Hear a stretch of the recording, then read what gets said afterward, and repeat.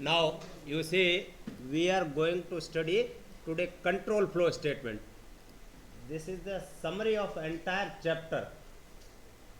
Okay, so control flow statement in Python.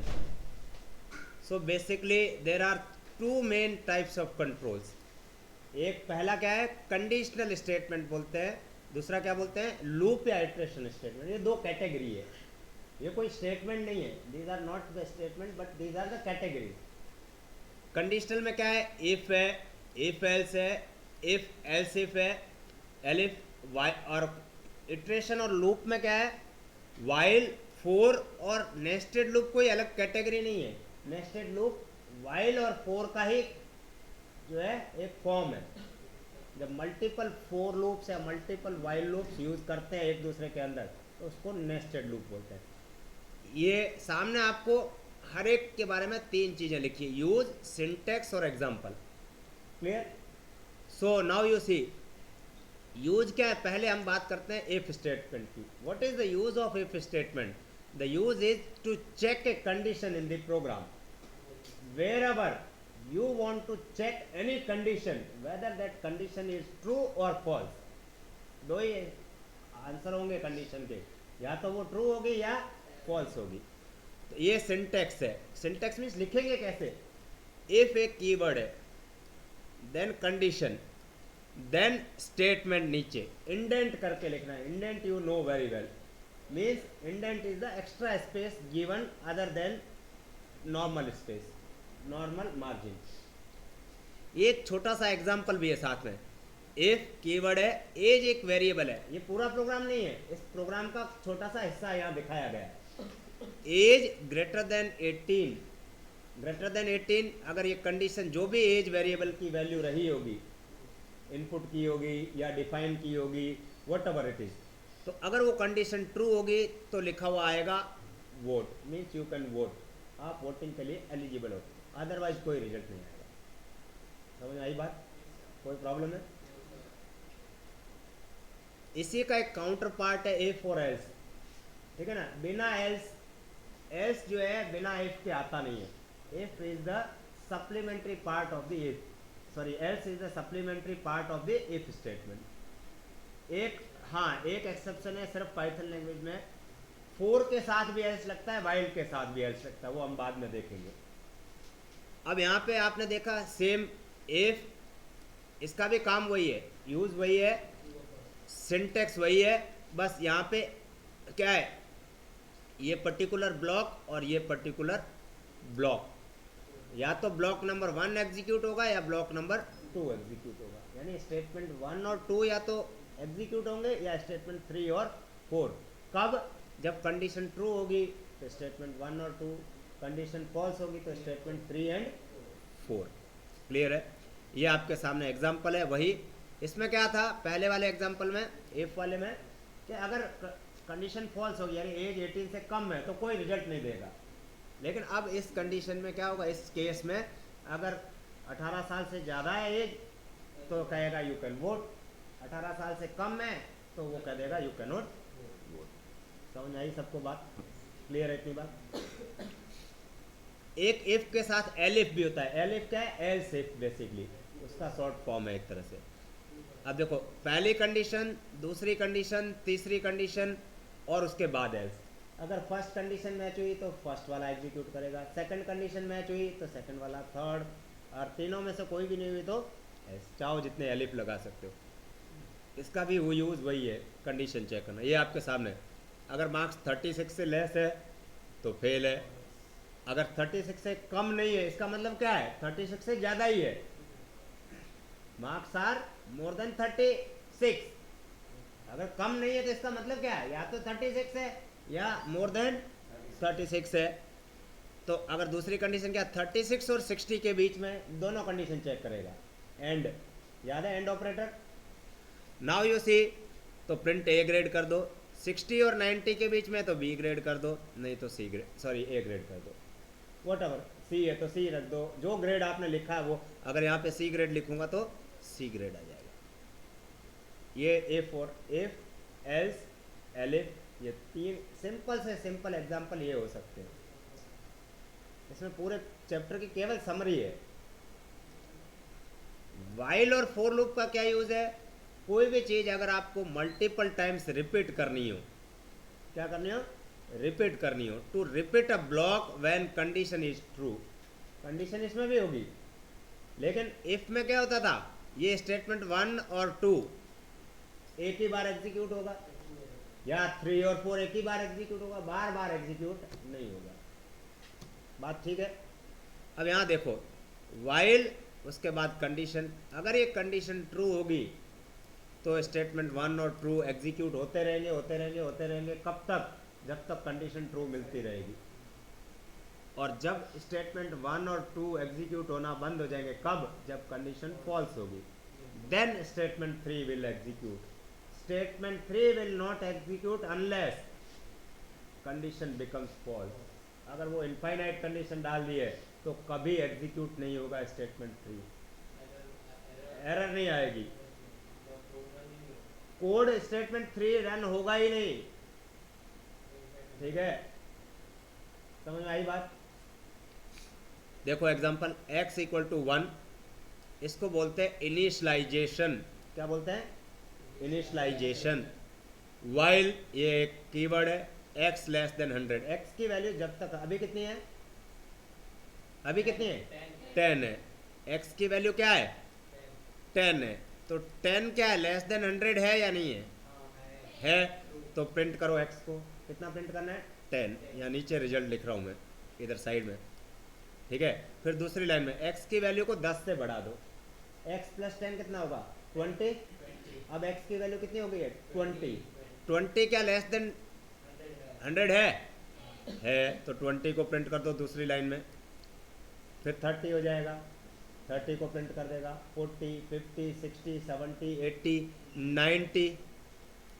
ठीक है, अब मुझे बताओ 90 is less than 100, print x, x की वैल्यू 90, x हो गया 100। क्या 100 इज लेस देन 100 है? इक्वल। मैंने तो ये तो नहीं कहा, मैंने क्या लिखा है? 100 इज लेस देन 100, यस और नो में आंसर दो। नो का मतलब क्या है? कंडीशन फॉल्स, प्रोग्राम बंद। तो 100 प्रिंट होगा इस केस में? नहीं होगा। 10 से लेके 90 तक ही प्रिंट होगा। हाँ, अगर मैं यहाँ लिख देता, क्या लिख देता? लेस देन इक्वल टू, यहाँ पे ये वाली जगह पे, तो 100 भी प्रिंट होता। लेकिन एक बात बताओ, यहाँ पे अगर यहाँ पे इस वाइल लूप के नीचे, यानी ये वाली लाइन सर्किल जो मैंने किया है उसके नीचे, यहाँ पे प्रिंट टेक्स्ट लिख देता तो मुझे कितना मिलता? अगर लेस देन है तो 100 मिलता, तभी तो फॉल्स हुआ था। और अगर लेस देन इक्वल टू था तो ये 110 मिलता। 110 पे तो कंडीशन फॉल्स हुई थी, अगर लेस देन इक्वल टू रखा होता तो। और अगर लेस देन रखा है तो 100 पे ही तो कंडीशन फॉल्स हुई थी, यानी x 100 तक तो पहुंच चुका है। समझ में आ रही बात? नेक्स्ट देखो, फोर लूप। फोर लूप में 3 चीजें, अब देखो यहाँ पे भी है, वाइल लूप में भी वही 3 चीजें। इसका काम भी क्या है? रिपीट करना स्टेटमेंट को। यहाँ पे कितने स्टेटमेंट थे? 2 थे। इसको बोलते हैं सर्कल, जो क्या? Body of the loop. देखो 3 बातें होती है लूप में हमेशा, एक इनिशियलाइजेशन, एक कंडीशन, एक इंक्रीमेंट या डिक्रीमेंट या बॉडी। पूरे को क्या बोलते हैं? बॉडी। उस बॉडी में ही इंक्रीमेंट या डिक्रीमेंट होता है। अब यहाँ ऐसा फोर लूप में एक ही लाइन में, सिंगल लाइन में सब काम होता है।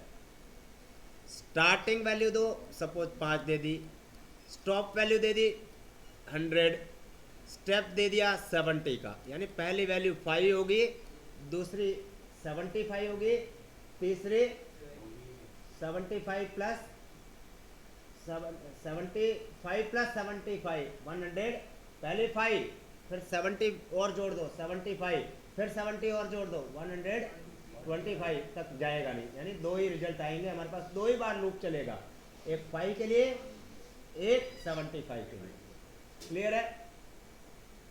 ये स्टेटमेंट 1 और 2 तभी तक एग्जीक्यूट होंगे जब तक कंडीशन ट्रू रहती है। कंडीशन कब तक? 2 बार ट्रू ही है, इस कंडीशन में जो एग्जांपल दिया, यहाँ देखो एक्चुअल एग्जांपल 10 से शुरू होगी। ये देखो, ये रहा 10, ये रहा 10,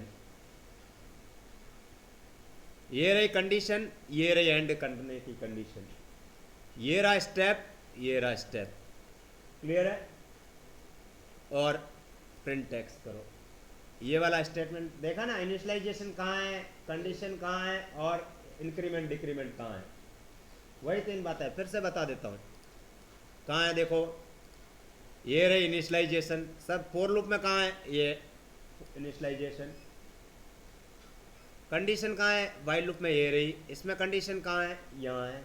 इंक्रीमेंट डिक्रीमेंट कहाँ है, ये रहा इंक्रीमेंट डिक्रीमेंट, इसमें कहाँ है साहब, ये रहा स्टेप। क्लियर है?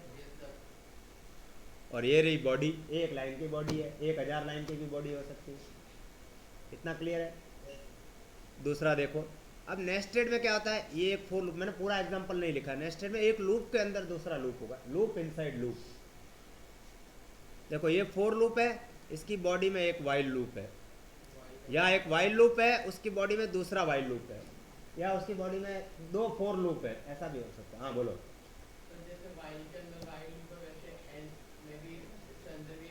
बिल्कुल हो सकता है।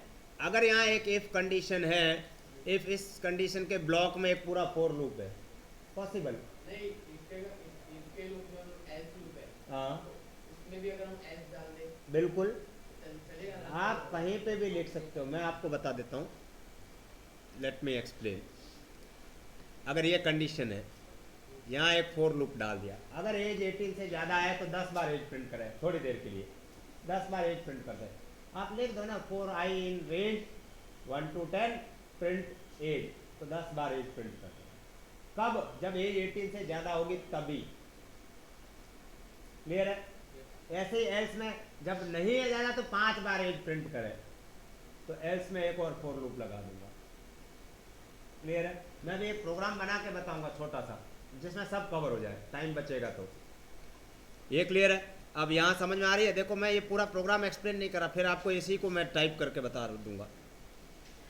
ये है सर, मैंने जो स्क्वायर बनाया है, सॉरी रेक्टेंगल बनाया है, वो क्या है, एक लूप की बॉडी। कौन से लूप की? फोर लूप की बॉडी है। और जो छोटा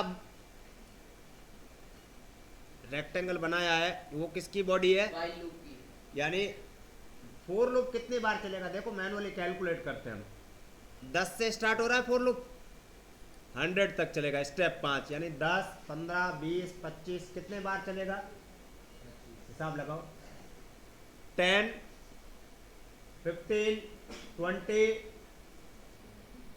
25, 30, 35, 40, 45, 50, 55, 60, 65, 70, 75, 80, 85, 90, 95, 100 के लिए नहीं चलेगा।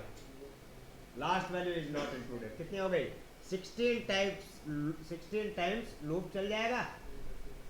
कैलकुलेशन अगर हमने सही की है तो वट एवर नंबर कम्स। और वाई लूप, वाई एक वेरिएबल है, वाई की वैल्यू 1 होगी, वाई 1 से 10 चलेगा। एक्स इंटू वाई, एक्स क्या होगा, पहला 10 इंटू वाई की वैल्यू 1। दूसरी बार जब ये वाई लूप चलेगा तो वाई की वैल्यू बढ़ गई है, ठीक है ना, 10 इंटू 2, 10 इंटू 3, कितनी बार, 10 इंटू 10 तक चलेगा, यानी 10 की एक टेबल प्रिंट का हो जाएगी। फिर दूसरी बार जब ये लूप खत्म हो जाएगा वाई लूप, तो यहाँ से यहाँ जाएगा। अब x की वैल्यू 15, तो 15 इंटू फिर से 1, 15 इंटू 2।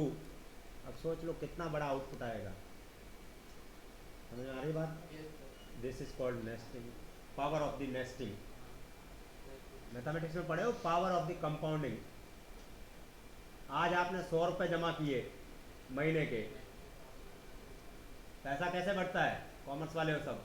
आज आपने 100 रुपये महीने के जमा करने शुरू किए, दूसरे महीने फिर 100 किए, पहले महीने के 100 रुपये पे 1 महीने बाद ब्याज मिलना शुरू हो जाएगा, दूसरे महीने का 1 महीने का ही मिलेगा, तीसरे महीने तक आपको पहले 100 रुपये का 3 महीने का ब्याज मिल रहा होगा, दूसरे 100 रुपये का 2 महीने का, तीसरे का आगे मिलेगा। अब आप सोच लो 30 साल तक, 30 साल की एक आदमी नौकरी करता, 30 से 35 ईयर्स तक, आज 1000 रुपया बचाना शुरू करे हर महीने, जब 1 साल हो जाएगा तो 1200 रुपये तो उसके जमा हो जाएंगे। वो 1200 रुपये का 35 ईयर्स या जितनी भी नौकरी होती है उतने साल तक इंटरेस्ट मिलेगा। और थोड़ी देर के लिए एज्यूम कर लेता हूँ कि हर 7 साल में डबल होता नहीं आज की डेट में, 10 साल में होता है लगभग, 9 से 10 साल में जो रेट ऑफ इंटरेस्ट है। तो 1200 रुपये के उसके 1200 के 2400, 2400 के 4800, 4800 के 9600 रुपये पहले साल के जो अमाउंट उसने जमा किया था उसका, दूसरे साल का, फिर तीसरे साल का, 30 साल में जो है 360 महीने होते हैं, करोड़ों रुपया उसका बन जाएगा। जो भी कैलकुलेशन एग्जैक्ट मैंने नहीं किए, सोच लो 9600 रुपये बन जाते हैं सिर्फ 100 रुपये महीना उसने जमा किया। 1200 के कितने हो जाते हैं 30 साल के बाद? 9600 रुपये। अगर एज्यूम करता हूँ कि 10 साल में डबल हो जाते हैं, समझ आई बात? दूसरे साल वाले 1200 के थोड़े कम होंगे, 9600 नहीं होंगे, क्योंकि उसको 29 ईयर्स ही हुए होंगे। This is the power of compounding. समझ में आई? नेक्स्ट देखो, ये हैंग हो गया है, तो एनी डाउट?